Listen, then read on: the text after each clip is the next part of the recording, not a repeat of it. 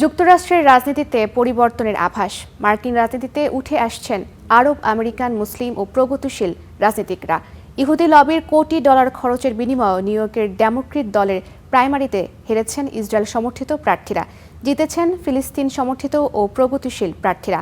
মোড় ঘোরানো এই ঘটনাকে মার্কিন রাজনীতিতে ইহুদি লবির শোচনীয় পরাজয় হিসেবে দেখছেন বিশ্লেষকরা। দীর্ঘদিন ধরেই মার্কিন রাজনীতিতে ইসরায়েলের প্রতি সমর্থন ছিল প্রশ্নাতীত। কেউ যদি ইসরায়েলকে দেয়া সামরিক সহায়তা নিয়ে প্রশ্ন তুলত বা ফিলিস্তিনের অধিকারের পক্ষে থাকত, তাহলে রাজনীতিতে তাদের টিকে থাকাই দায় হয়ে উঠত। কিন্তু নিউ ইয়র্কের প্রাইমারিতে ইসরায়েলের যুদ্ধনীতির কঠোর সমালোচক ও প্রগতিশীল প্রার্থীদের জয় বলছে যুক্তরাষ্ট্রের রাজনীতি ভেতর থেকে বদলাচ্ছে। এই বদলের জনক মেয়র মামদানির মতো উদারপন্থী নেতা ও তাদের তরুণ ভোটাররা। ইসরায়েল প্রশ্নে যাদের মনোভাব আগের প্রজন্ম থেকে একেবারেই আলাদা। কংগ্রেসম্যান ড্যান গোল্ডম্যান ছিলেন ইসরায়েলের কট্টর সমর্থক। তাকে হারিয়েছেন ব্রেন্ট লেন্ডার।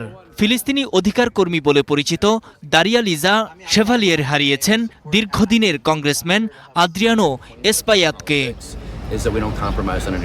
ইসরায়েলকে দেয়া মার্কিন সামরিক সহায়তা ছিল যুক্তরাষ্ট্রের সমাজে এক প্রশ্নাতীত বিষয়। এর বিপক্ষে আওয়াজ তুলে মনোনয়ন জিতেছেন কেয়ার ভালদেজ। ফিলিস্তিনি বংশোদ্ভূত প্রার্থী এবার কাওয়াসো নিউ ইয়র্ক প্রাইমারিতে জিতেছেন। এই প্রার্থীরা প্রচলিত রাজনৈতিক মতাদর্শ ও কাঠামোর উপর নির্ভর না করে তৃণমূল পর্যায়ে আন্দোলন ও ভোটারদের সাথে সরাসরি সম্পৃক্ততার উপর জোর দিয়েছেন। তারা প্রমাণ করেছেন কেবল টাকাই ভোটের মূল নিয়ামক নয়।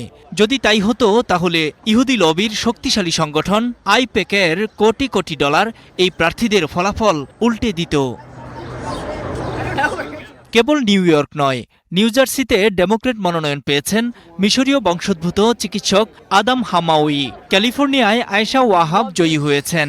মিশিগানে আব্দুল এল সাইয়েদ প্রতিদ্বন্দ্বিতা করছেন।